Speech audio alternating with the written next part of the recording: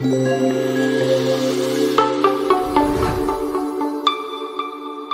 m'appelle Séverine Piron, j'ai 47 ans. Donc, je suis de formation conseillère en économie sociale et familiale.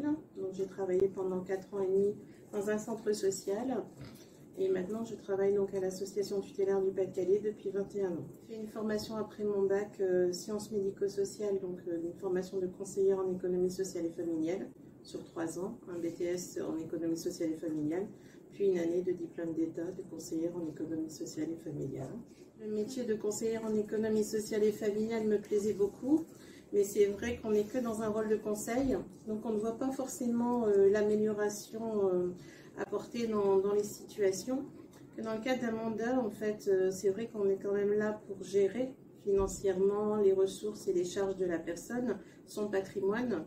Donc on peut quand même constater plus facilement une évolution à partir du moment où la personne adhère aussi au projet, bien sûr. Mais oui, en effet, on voit quand même une nette évolution de la situation. C'est quand même un métier qui nécessite à la fois des connaissances juridiques, aussi bien budgétaires.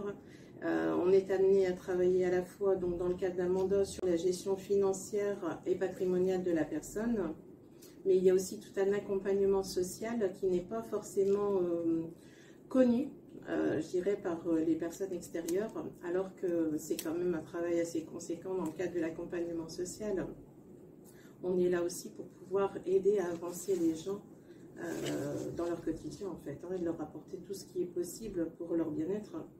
La bienveillance, je pense que c'est très très important d'être bienveillant à l'égard des gens, de ne pas faire ce travail de façon, je dirais, conditionnée et sans penser au bien-être de la personne. C'est ça qui est important. On découvre beaucoup de choses et donc on apprend beaucoup de choses dans ce métier. Rencontrer des mandataires, je pense, dans un premier temps, pour pouvoir découvrir le métier, vraiment savoir en quoi ça consiste, parce que malheureusement, je pense qu'il y a vraiment un manque d'informations sur le métier de mandataire.